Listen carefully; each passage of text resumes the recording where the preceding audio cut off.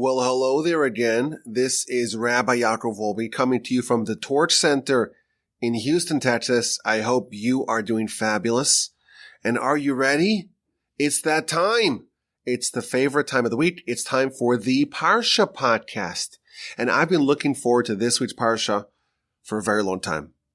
And the reason why is because the subject that I chose to speak about today is something that I've been looking forward to speaking about for a while.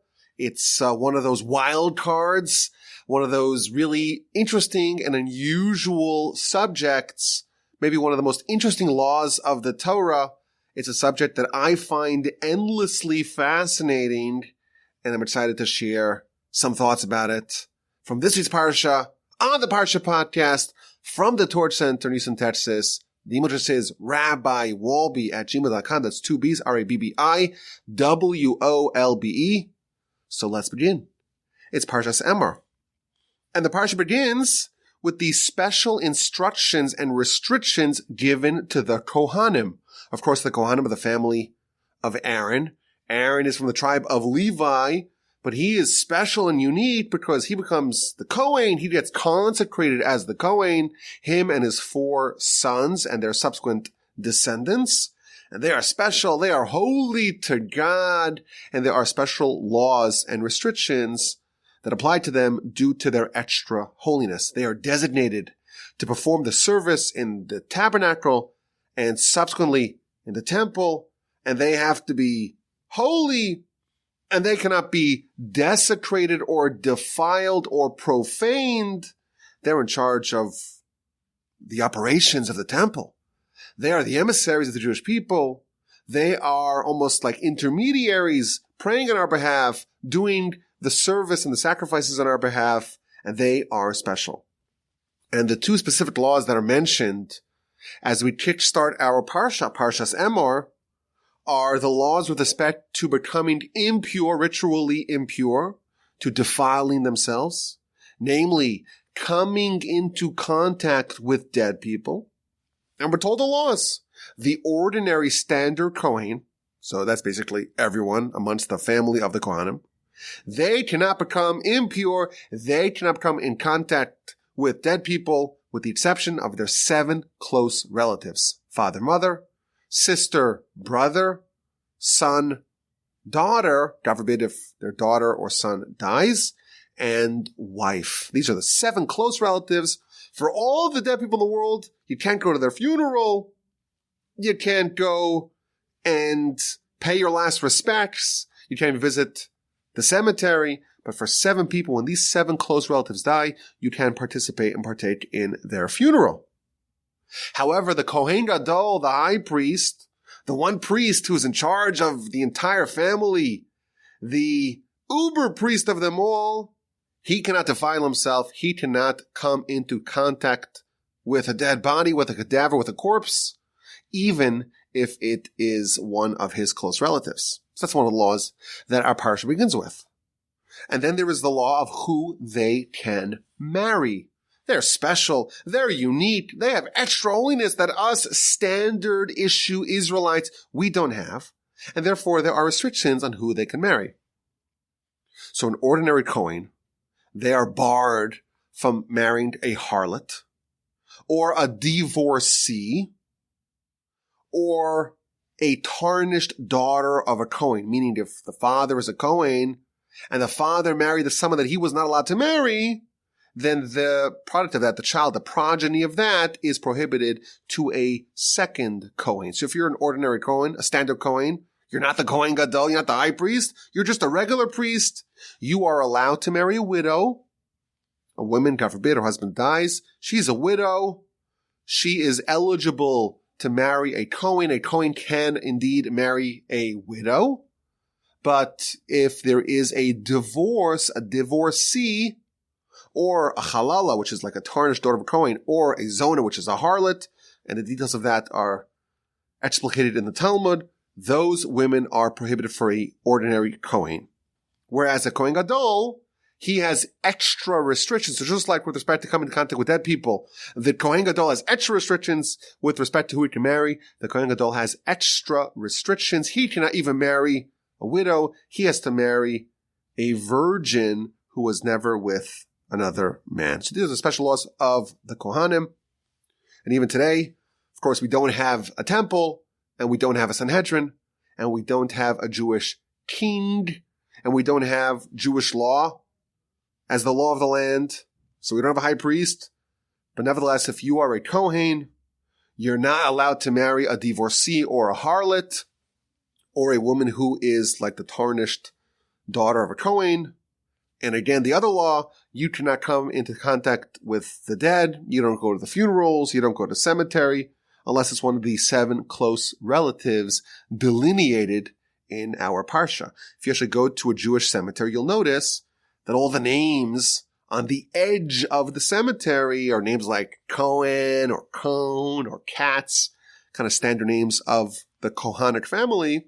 Why? Because the Kohen cannot walk into the cemetery, but could come to the edge of the cemetery, to pay respects, to visit the resting spots of their deceased relatives without violating this law. Of course, when we restore the office of the Kohein Gadol, the high priest, with the third temple, then the Kohein Gadol will not be able to attend the funerals of even close relatives. He cannot lose his holiness. He cannot depart from the temple, even for a close relative.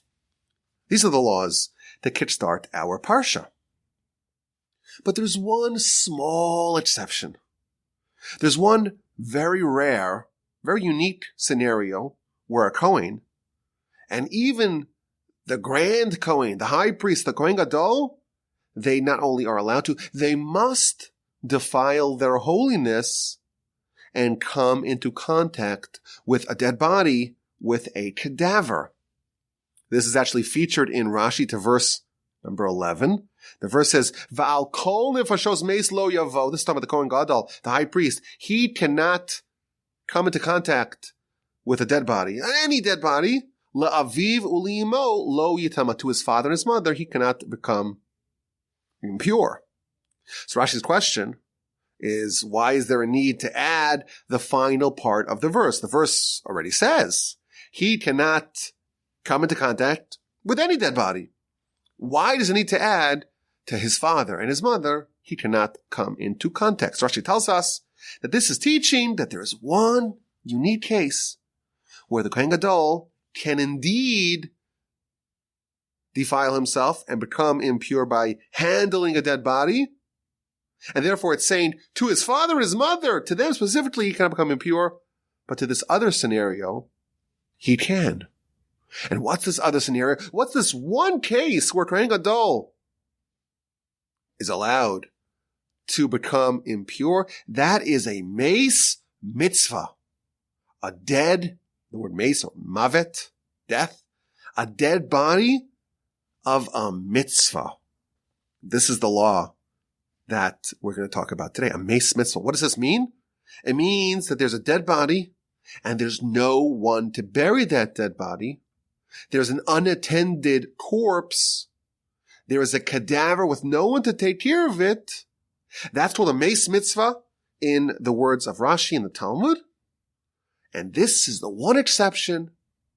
The Kohen Gadol cannot go to his brother's funeral, his father's funeral, his mother's funeral, cannot come into the same room or the same enclosure as a dead body. But if he finds a mace mitzvah, if he finds a body that we don't even know who it is, it's an unidentified, unattended corpse lying on the ground, he must bury that body, even if that means that he touches it, handles it, of course, buries it, and becomes pure via the laws of purity and impurity. You handle a dead body, you touch a dead body, you become impure. This is the halacha. Of course, it's featured in the law. A Kohen, even a Kohen Gadol, who encounters a mace mitzvah, an unattended corpse, behold, they become impure to it. Even the high priest, you have to bury it. And what is the example of an unattended corpse, a mace mitzvah? So the Rambam tells us, Echad Yisrael, to Jew, who was just cast about along the way. There's no one to bury them. That would be an instance where you would be allowed, or the Kohen would be, in fact, obligated to bury this unattended corpse. Says the Rambam, when does this apply? when the Kohen's by himself. So if the Kohen's traveling with his retinue, with his entourage, and there's a bunch of Israelites there, of course, they would handle it. But suppose the Kohen is alone, or the Kohen Gadol, the high priest, is alone. They're by themselves. There's no one with them. And they call out, and they holler, and they scream about, is anyone around here to help me? And no one responds. In that instance, it's just them. And they have no one else to pass this task off to. And they must defile themselves, become impure, and bury the person, the man, the cadaver that is unattended. Really interesting law here. So again, Rashi mentions it briefly in verse 11. All these restrictions, you can become impure, but, dad's funeral you can't go to, mom's funeral, no. But if you see a corpse just lying about and there's no one else to bury this person, it's a meis mitzvah, and the Kohen Gadol becomes impure. Really interesting idea.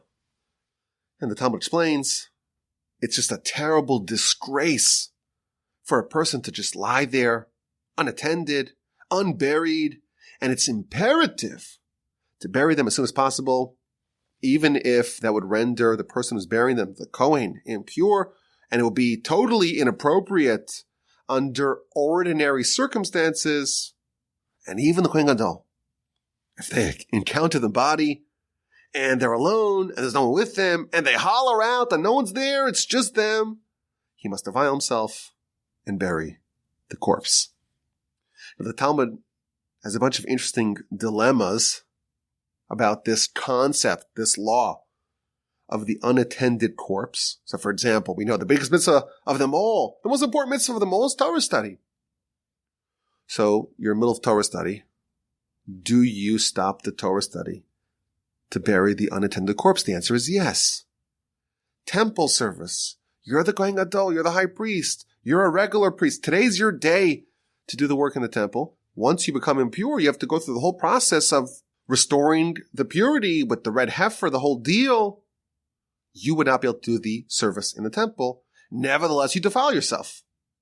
The Talmud says, well, what about if you have the unattended dead body and you could read the book of Esther and Purim, it's only one or the other, you have to tend to the unattended body. What about the Paschal sacrifice? One of the most important mitzvahs that we do the whole year. It's Erev Pesach. We're about to go to the temple and offer the sacrifice. Talmud says, or you're going to do the circumcision of your son. Very important mitzvos, iconic mitzvos of the Jewish life and the Jewish year. Nevertheless, tending to the unattended dead overrides the paschal sacrifice and the circumcision of one's son. It's very critically important to busy oneself with burying the unattended corpse. That's the law in our Parsha. Now, just to round out our understanding of this mitzvah, where do you bury the body? So suppose you're traveling, it's a couple of thousand years ago, you're a Kohen, let's say, you're traveling to the northern part of Israel, just you by yourself, and you're driving along the way and you see this corpse on the road. Where do you bury the corpse? The Talmud tells us that it depends. If you find it outside of a city, then you just bury it in its place. If you find it in a city, you bring it to the cemetery. What if you find it on someone else's property? So if you find it on a field, it could be a field that's a really important field where they plant really, really expensive stuff. Nevertheless, you bury the body exactly where you found it, even if it means that that field will no longer be able to yield that very important and expensive produce.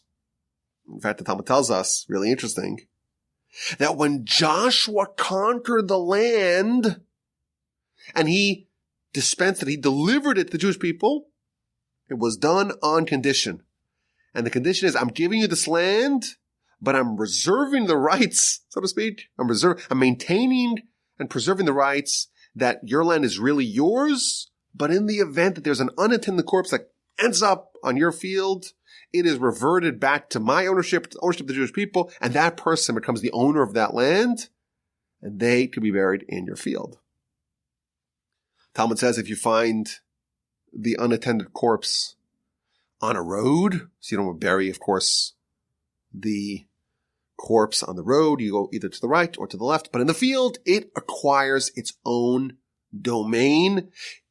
That person, that entity, whatever you call the corpse, the cadaver becomes the owner of that location. You dig a grave and you bury them there. There is an incredible story in the Talmud. Talmud's talking about Rabbi Akiva. Of course, Rabbi Akiva, we know him as the greatest sage of his era, the vital link that perpetuated the oral Torah to the next generation, the great hero who started his studies as a 40-year-old ignoramus, not even knowing how to read Hebrew, and became the greatest sage of his time. So the Talmud tells us a story, fascinating story. Rabbi Akiva, after he had started studying, but before he became an apprentice of the great sages, so he had begun his tenure to study and to amass knowledge, but he hadn't yet studied under the tutelage and the guidance and the auspices of the great sages. He hadn't yet quite committed himself to study under their guidance. So the following story happened. He was traveling along the way, and he encountered an unattended corpse. And he lifted this body, trying to fulfill the mitzvah. He lifted the body, and he carried it. He lugged the corpse for 4 mil, so 5 miles or so, until he found a cemetery where he buried said corpse. And then he rushed over to the academy to speak to the sages, the great Rabbi Eliezer and Rabbi Yoshua, and he told them what happened, and they responded, every single step that you took is a step that really is the equivalent of the crime almost of murder. Why? Because the law states that the dead, the unattended dead, acquires the place that they are found in. And therefore you shouldn't have carried the dead body, and it's not pleasant for the dead body to be carried and transported, and that's really painful for the dead body, for the dead person, whatever that means. And therefore it's like a real crime, and because of your lack of scholarship and your lack of apprenticeship under the tutelage of the great sages, that's why you made such a big blunder. And Rabbi Akiva added to the story, he says, I tried to do a mitzvah. I wanted to do what's right. There's the unattended corpse. That's the halacha. And I dragged it, carried it on my back for 4 mil, 4 or 5 miles. And think about it. If you tried to do a mitzvah and you blundered so terribly, all the more so if someone is not trying to do a mitzvah, how many blunders will they make? And therefore, says Rabbi Akiva, he concludes the story in the Talmud, from that moment on, I never departed the tutelage and the apprenticeship under the sages. And he used to have a line that he would say, an aphorism, an axiom that he would tell, and that is, he who does not apprentice under the sages, katala chayev, is liable to get killed. Very harsh statement. How important it is to know not just the general contours of a given law, because if you study, you'll know the general contours of a given law, but you have to actually study under the apprenticeship of a real master to know the actual details, namely, in this example, the detail that the unattended corpse is buried where it is found because it acquires the land. A really interesting story. Really shocking story, of course. I think if we're not real experts in Torah quite yet, this is maybe a comforting story, because this is Rabbi Akiva. And if there's a law that we don't know, it's comforting to know that at least at one point in his tenure, in his career, the great Rabbi Akiva, before his ascent, he too did not know all the laws, and maybe we're in good company. But still, I think this does show us the expectation of what really Torah is supposed to do to us. We have to know exactly what Hashem wants from us. And we're trying to continually upgrade ourselves until we know exactly what the Almighty wants of us in every situation. And Rabbi Akiva was told here, you thought you knew what the Almighty wanted, but you got it so wrong that it's on a certain level, it's tantamount to murder what you did. Very interesting story. So that's the idea. That's the law of the Meis Mitzvah, the law of the unattended corpse. So what I was thinking to do, I happen to find it just such a fascinating idea. And I have some thoughts that I want to share with you. But first, I want to share 3 ideas / stories that I heard on this subject from my grandfather. And I'll share that, and then I'll tell you my thoughts on this issue. So the first thing, my grandfather used to tell this following story of the great Rabbi Israel Salanter. He was, of course, the founder of the Musar movement, but he was really, the Torah giant of the 19th century. And he was someone who tried to make everything that he studied, to make it real, to make it practical. And there's a big gulf between what we know and even what we know to be true and what we actually do and how we live. And the true measure of a person is how they behave, how they interact with people, how they comport themselves, the actual choices that they make in implementing, so to speak, their body. If you have very lofty ideas in your head, but the way you behave is not quite living up to that standard, well then, the way you behave really dominates who you are. A true Torah scholar has to mimic the ark, gold inside, gold outside, the way you are internally and the way you actually present yourself. They have to match. They both have to be golden. That's maybe the overarching principle of the Musar movement that Rabbi Israel Salanter founded. And that is this idea of taking the Torah and bringing it to the last mile, that it actually impacts who you are and how you behave. It changes you fundamentally as a person. It doesn't just be this idea. It's not just a discipline like any other, God forbid. This is the Almighty's guidance for how we're supposed to act and behave and what we are supposed to become. So here's the story. He was once middle of prayer. And he was saying the Shema. So this is, the climax of the prayer. We're getting close to the climax of the prayer, but, one of the high points of the prayer. And he heard in the shul, there were 2 members of the Chevra Kadisha, of the burial society. They were lazy, and they were tired, and they were cranky. And there was a body that needed to be buried. And one guy said, you know what? Why don't you do it? I'm too tired. Oh, no, I did it last time. You should do it now. So the great rabbi heard this, and he quickly took off his tefillin, middle of prayer, middle of the Shema. And he ran to go bury the dead. Why? Because this is a Meis Mitzvah. This is an unattended corpse. There's a corpse of a person who needs tending, and no one wants to do it. I'll do it. And I think this is a nice idea in general. The importance of making Torah not just academic, not just abstract, but always translating it into action. Always focusing, what's the lesson? What's the takeaway? What's the change that I can implement into how I behave? Like, how am I going to conduct myself differently based upon the Torah? Torah's guidance from God. It's not just an idea to think about, to cogitate upon. It's the guidelines, the guidebook, the instruction manual for how to behave, how to live.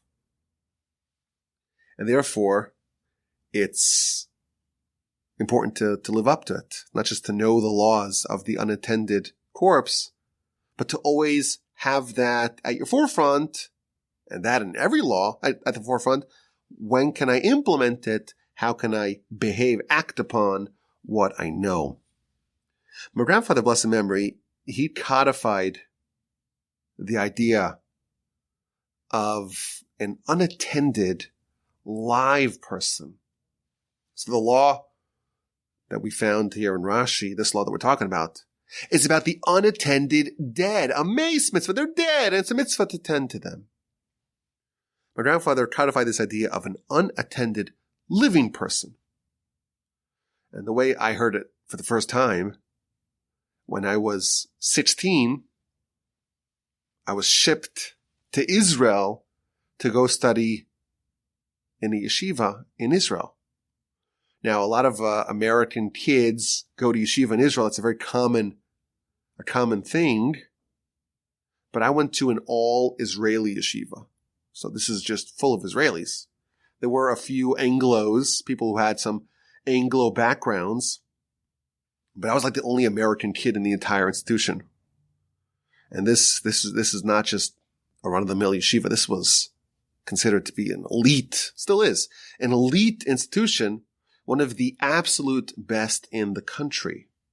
My grandfather of blessed memory, he was of the opinion that this yeshiva was not just one of the best yeshivas in the country and the world. He thought it was the absolute best yeshiva in the world. Very selective in their admissions. I think they had one of the lowest acceptance rates based upon applications. And I joined that yeshiva at the age of 16. And it was a rough year, shall we say. But I had this memory just yesterday when I'm thinking about this law of what happened at the very beginning of my stay there in the yeshiva. So this was like an institution where it was almost like a gated complex and a few buildings. One of the buildings is the base madrash, where like the study hall, and then there's an adjacent building that was the dormitories. But this is the yeshiva, this is not, the fancy, finishing schools or anything like that. So the dormitories, it was not exactly the Ritz-Carlton, can we say? This is not a 5-star hotel here. So in my room, right when I got there, the dormitory room that I was assigned to, there were 6 boys in one room. And there was one guy there who no one really liked. He actually was also a foreigner. He was from a South American country. But he was, shall we say, a legacy admission. He'd gotten based upon his family connections, even though, to be perfectly honest, I too was a legacy admission. But he had one of those qualities that you really don't want in a roommate. He wasn't particularly hygienic, if you know what I mean. I don't know if it was a cultural thing or not, but maybe I shouldn't even tell a story, but whatever. I'm protecting the identity of the involved there. But he didn't really like to shower. And when he did, he didn't love the idea of soap. But anyhow, we were 16 years old. Like, we're not developed enough to really deal with this. And I remember going over to one of the heads of the yeshiva and complaining, we have this guy and not the best roommate, and it's very unpleasant, and what do we do? And I remember him telling me, in the name of my grandfather, he said, your grandfather invented this concept, that there is a mace mitzvah. There's a dead person, and it's a mitzvah to tend to them. But there's also a living mitzvah, a chai mitzvah. If there's a dead person without anyone to tend to them, and you have to tend to them, all the more so if there is a living person and then no one wants to deal with them and they're a drag on society and they cause a lot of pain and there's no expectation of any good things happening your way, just like a dead person. A dead person, you bury the dead, nothing good is going to happen towards you. You're not going to benefit in any tangible way from this. You got to tend to the dead. When there's someone like this who really has very few redeeming qualities, at least, of course, everyone's created the image of God and, and he was a kid but it's hard to speak. You're speaking to young teenagers there. That was the idea that he told me. And it kind of popped into my head as I'm researching this, yesterday. I said, I'll tell over the story, about this idea. Because he quoted in the name of my grandfather about the living unattended and the importance. If it's so important to tend to someone who no one's to deal with, who no one's involved, only you could help them. Only you could tend to them. They need help. You got to do it. Certainly if they're alive as well, which is a very interesting idea. Now, yesterday as well, when I was researching this subject, I found something else in my grandfather's letters. And he said the same concept. He phrased it, or he framed it a little bit differently. He says we have this mitzvah, this very important mitzvah of burying, the Meis mitzvah, of burying the unattended corpse. And this overrides the restriction against becoming impure of the Kohen, even of the Kohein Gadol, even if that means that he cannot do the work on Yom Kippur. Why? Because if you have a dead body, and man is created in the image of God, and the body's just cast about, lying in disgrace, and there's no one to bury that body, there's no one to tend to them, that's the law of the unattended corpse.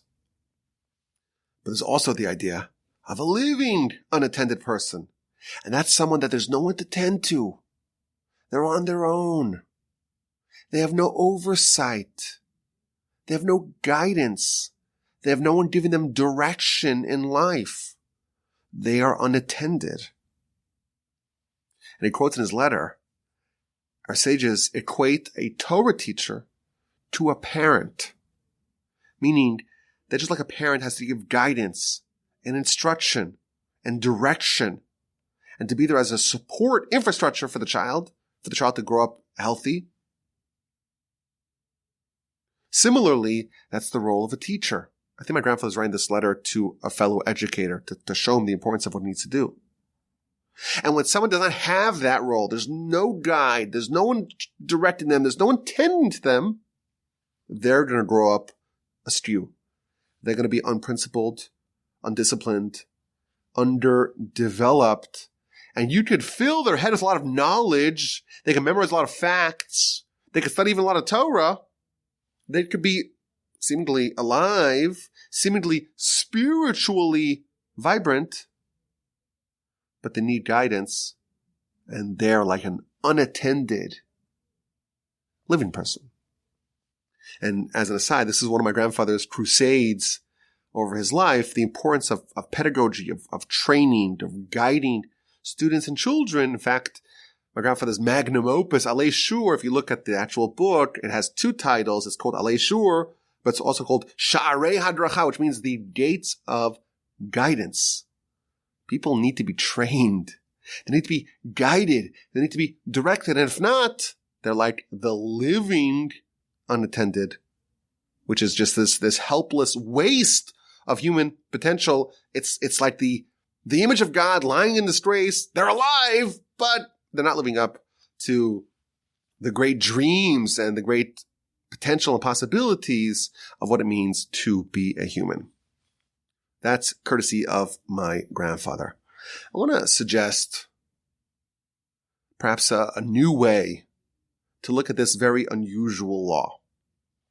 It's an amazing thing. Parsha starts off, the Kohen, you're a Kohen, you can't become impure. You have to maintain your purity, preserve the purity. There's a funeral, you don't go. There's a dead body, you don't deal with it. Why? Of course, the laws of purity are very complicated, very hard for us to understand. What does it even mean? A separate discussion we've talked about in the past at length. But you're a Kohen. And a Kohen does not become impure. The Kohein Gadol, your mother dies. Terrible. The person who birthed you, the person who raised you, you don't go to the funeral. You are so holy. You're designated for God and for the people. You're separate from society. You're different. You're not part of the ordinary folk.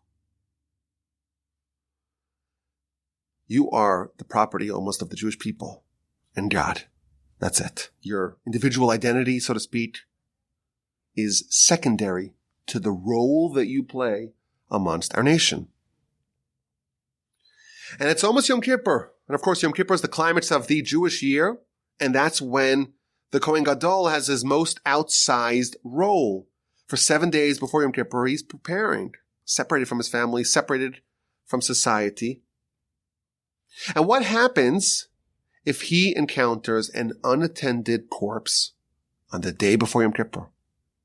He's walking by himself, just accept this scenario. He's walking by himself and he sees, looks like a homeless guy, no ID. Is he Jewish or not? We don't even know. But if the majority of the population of that town is Jewish, we have to assume he is, and he requires a Jewish burial. And remember, what happens if the Kohein Gadol touches the dead body? He's impure. And there's a whole long process for him to restore his purity. And that's going to torpedo the entire Yom Kippur service that the whole nation relies upon. But the conditions are such that the Kohein Gadol is alone. There's no one with him. And he calls out, "Is there anyone around to help me? Help bury this dead body?" And there's no one there.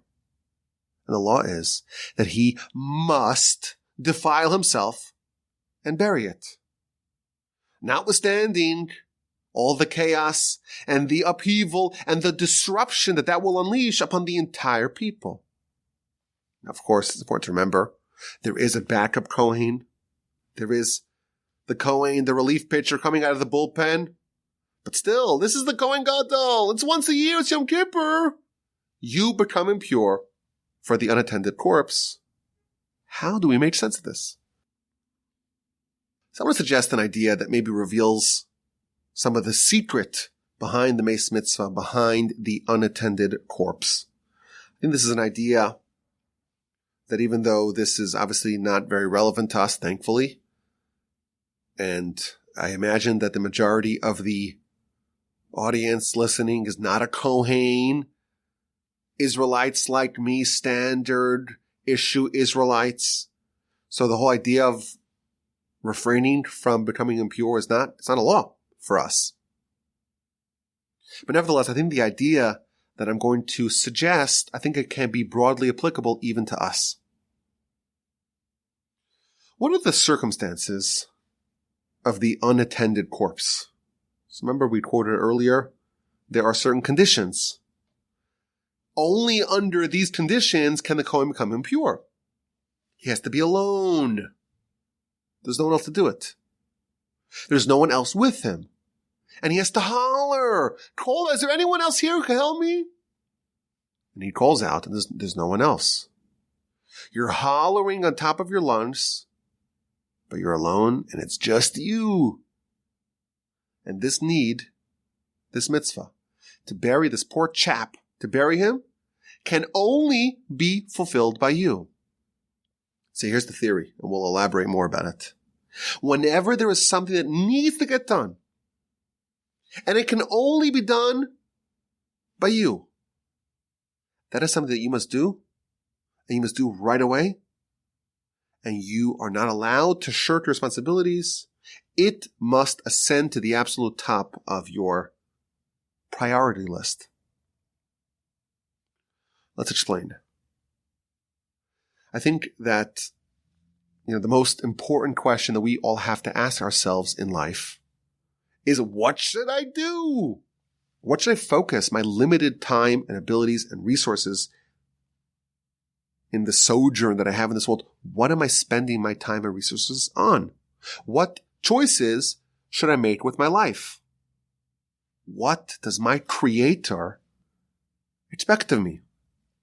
And of course, we have an answer to this question. The answer to these questions are Torah. We have Torah. It's the complete manual for living. What to do with life? Well, the Almighty communicated to us what He wants us to do. He told us how to live life in the most appropriate and the most rewarding and the most eternally beneficial manner. He gave us the guidebook and delivered it to us via His prophets. We have the answers. We know what to do in life. What an amazing gift. And all the opacity and murkiness and uncertainty and confusion and aimlessness, we have a way. We have a path. We have guidance. We are told what we need to do in this world by the original manufacturer. And we've been following this guidance, of course with varying degrees of commitment, but we've been following the Torah for more than 30 centuries. And you know what? It still works. Our society is flourishing. Our communities are strong. Our lives are bursting with meaning and purpose and pleasure. Things are working out. We're lucky. We are so fortunate to have a divinely ordained way to live. While the other societies, other peoples are flying blind, we have a compass. We have a roadmap. We have direction. I think it's something that we're likely to take for granted, but I think every once in a while it's worthy to ruminate upon what this means. We know the answers to the questions of life. God chose us from all the other nations, because of Abraham, of course, and he gave us his Torah. And how lucky are we? How fortunate are we? How much joy this ought to bestow upon us to know that we have a way to live. But then there's the individual question. This is an idea we talk about a lot. We are all unique. And if you haven't taken away this idea, you got to listen to more Parsha podcasts. We're all unique, and we all have a unique purpose. So what are you here to do? What's your life's mission? What's life all about? So the general answer to that question is, well, that's what the Torah is about. The Torah is going to tell you what you're supposed to do with life. But the 613 mitzvahs of the Torah, that is universally applied to our people. Every person, in addition to the general responsibilities that we all have, every individual also has a unique role to play, a unique responsibility that they must fulfill. There's something that makes me different. Me and you and everyone. We're all different and unique. And there's no two peas in a pod. Every individual is completely unique. There is a unique attribute to every soul. And every soul is, the individual soul is completely unique. It's one of a kind. And there's no others like it. As a result, every person has a unique role to play. There's something that might expect of you that no one else can do and no one else is required to do. There's some sort of personal, individual mission that everyone is uniquely positioned and expected to do.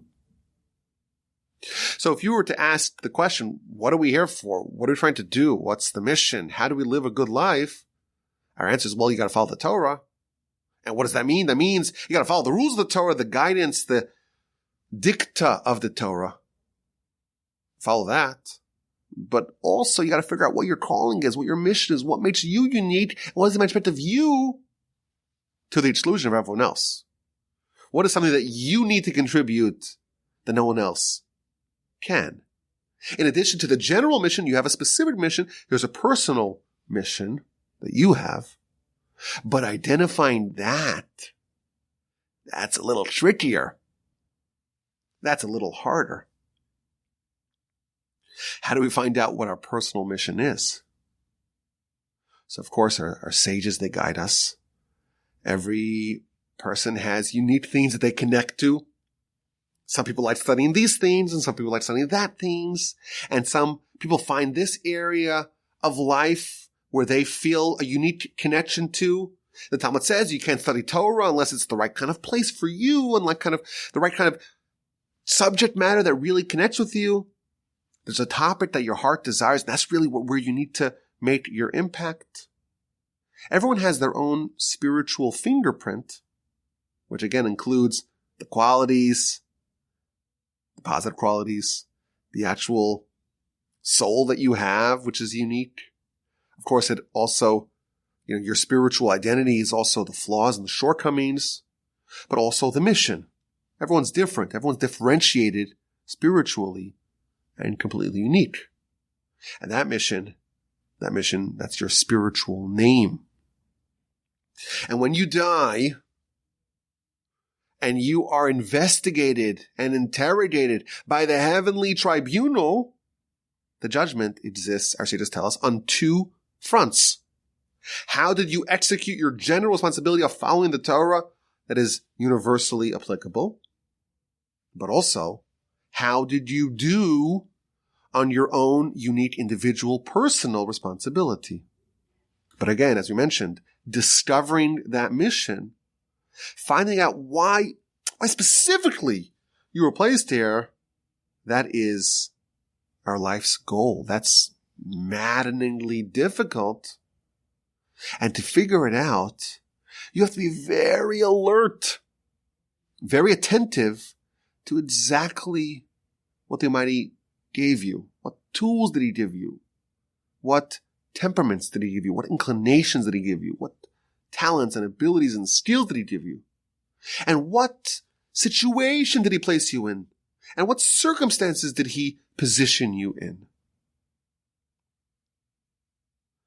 And, of course,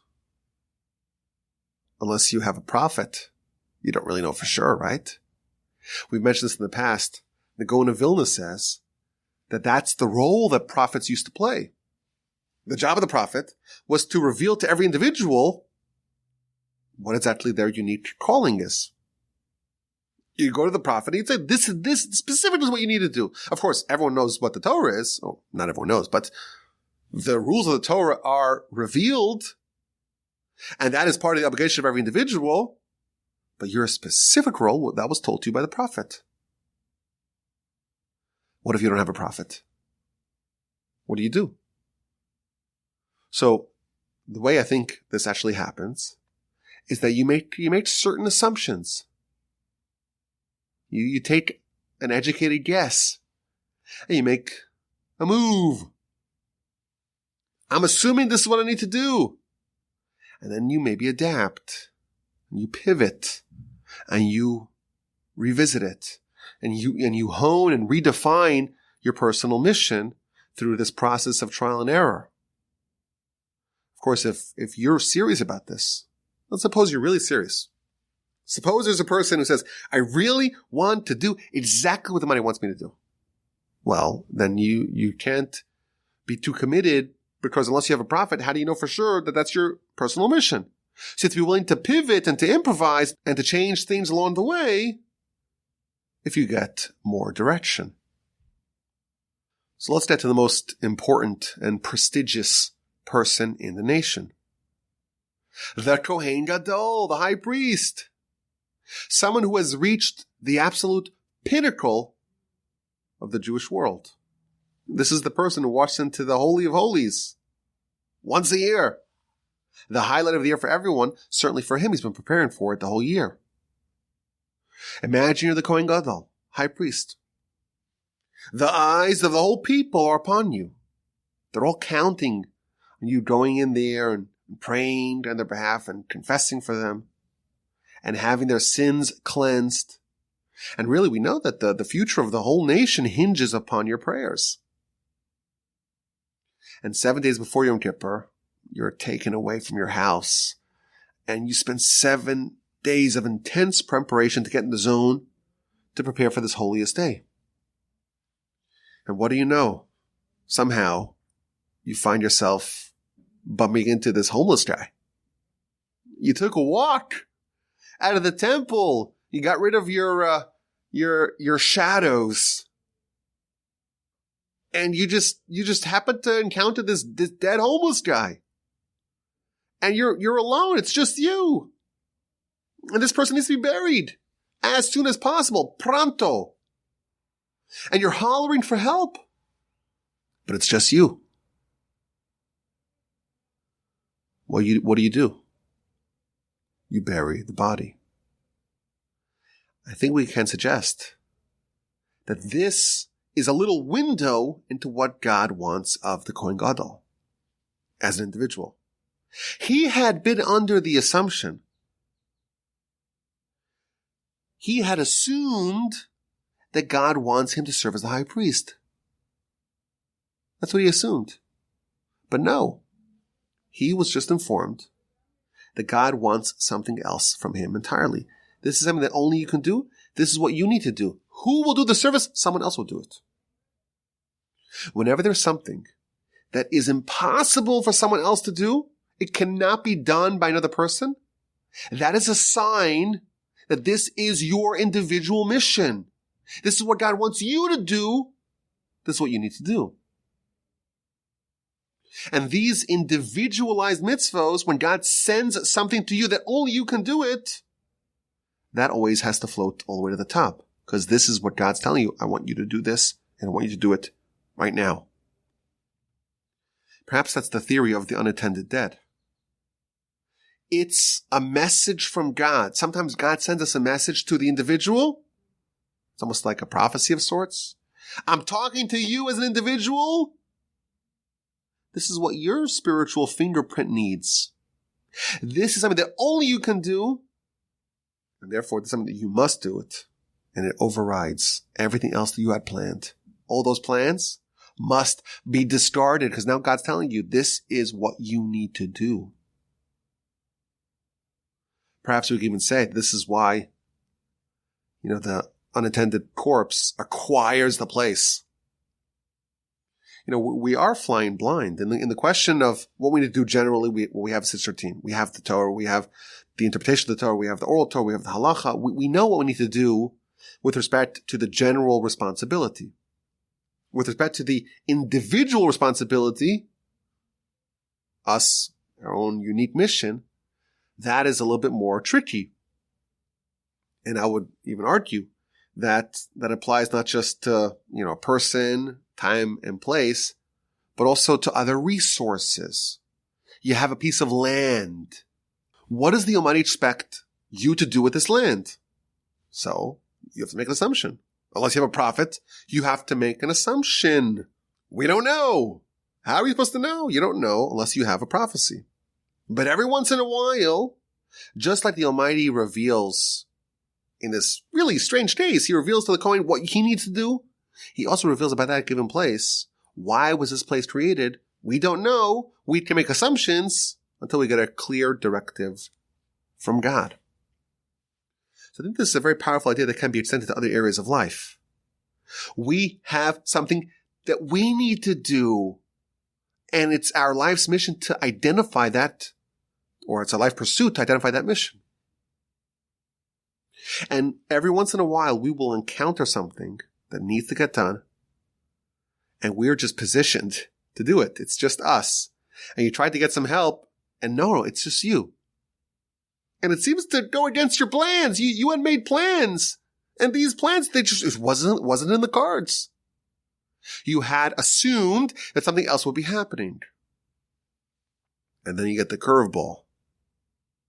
What do I do now? Perhaps we can suggest that is a clear directive from God, something that is going to override and trump those assumed behaviors. I was thinking last week we spoke about in the exquisite insight. I know most of y'all already tuned out by the time the exquisite insight came about last week, and most of y'all probably tuned out already this week.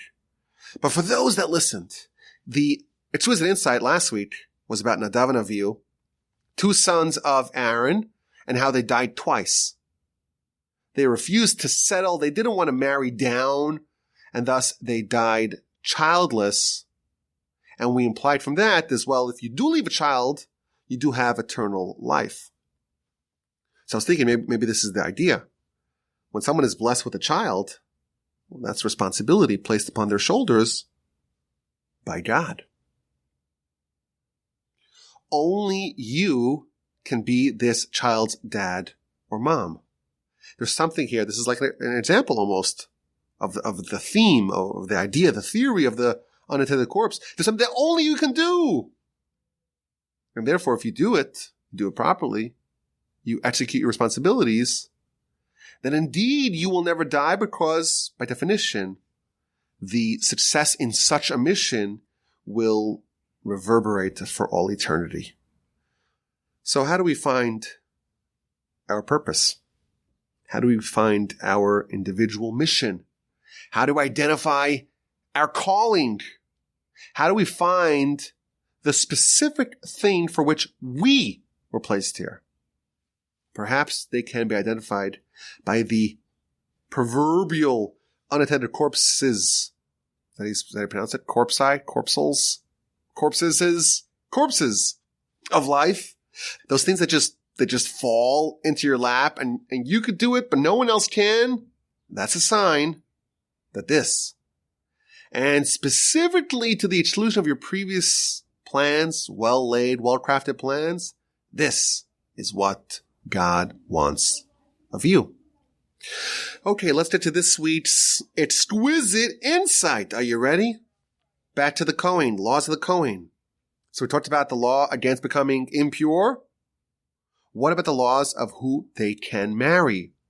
So we were told the regular, ordinary, standard Kohen, he can marry a widow, not a divorcee, not a harlot, not a tarnished daughter of a Kohen, but a widow he can marry.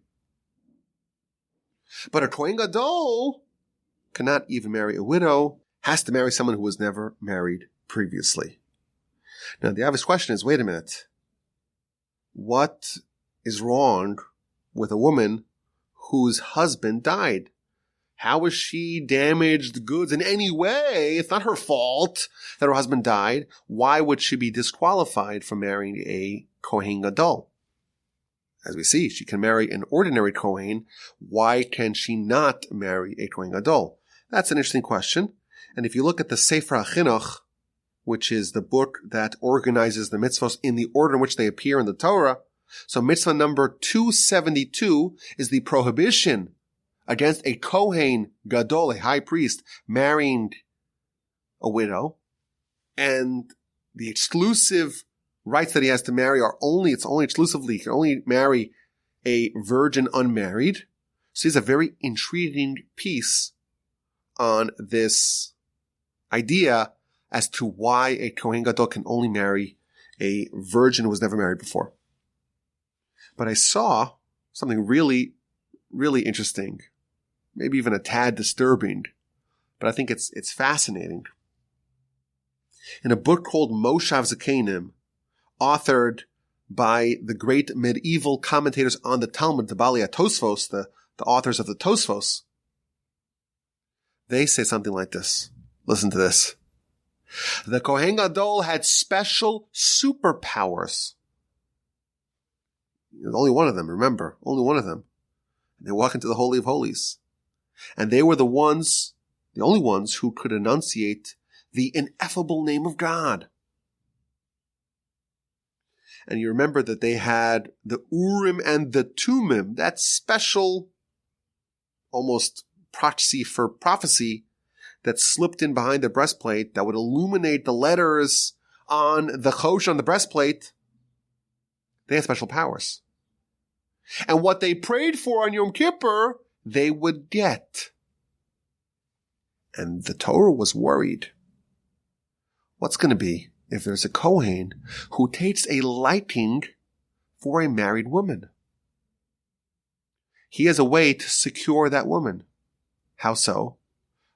On Yom Kippur, when he's saying his special prayers, and all of his prayers that he prays for on that day are going to be answered, he'll just pray, let that man die, and I'll scoop up his wife.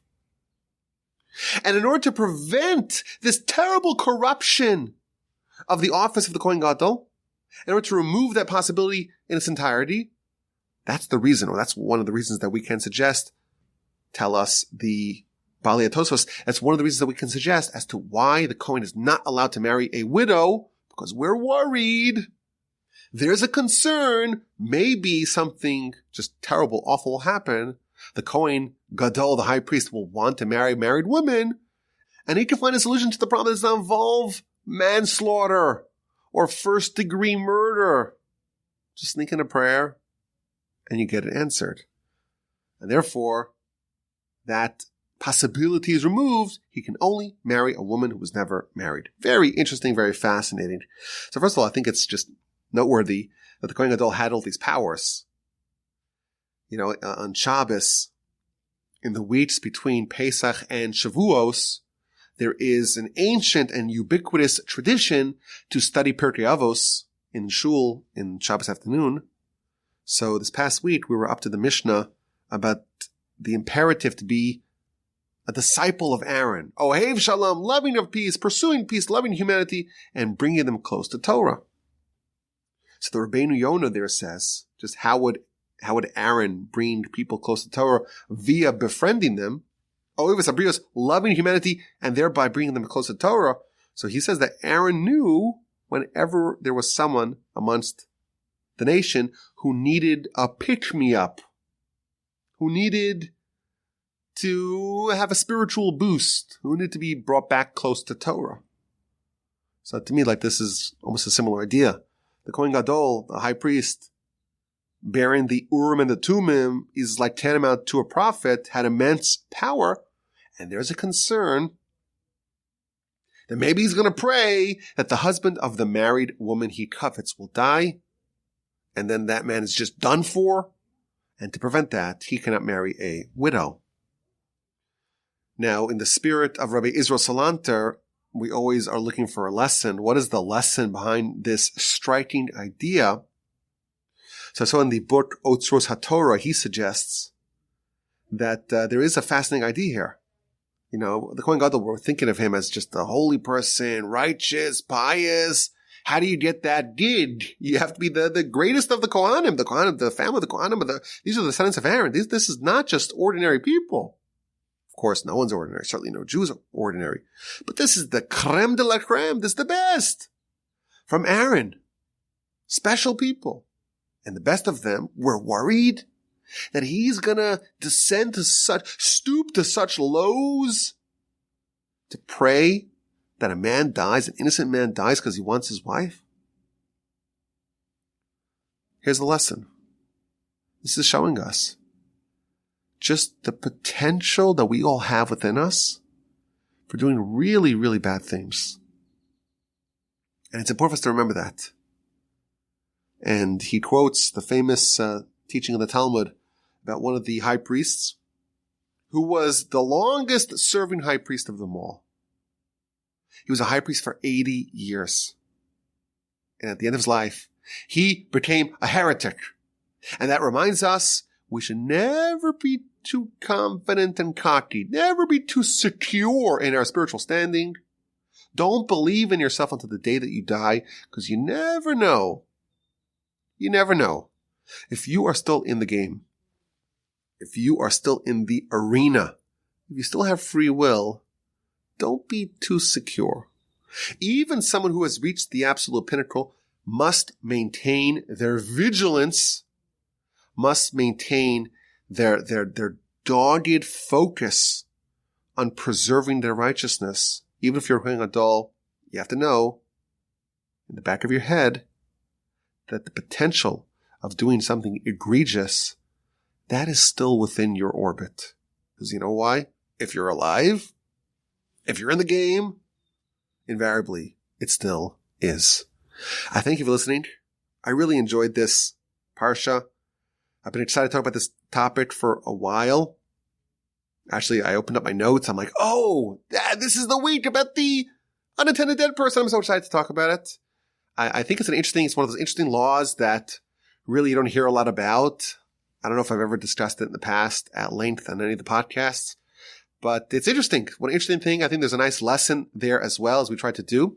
I thank you for listening. Have a great day and a fantastic, splendid rest of your week. And of course, a wonderful, peaceful, meaningful, uplifting Shabbos, upcoming Parshas Emor. And please God, please God, please God, please God, we will talk again next week from the Torch Center in Houston, Texas. This is Rabbi Yaakov Wolbe, the Parsha Podcast. The email address is rabbiwolbe@gmail.com.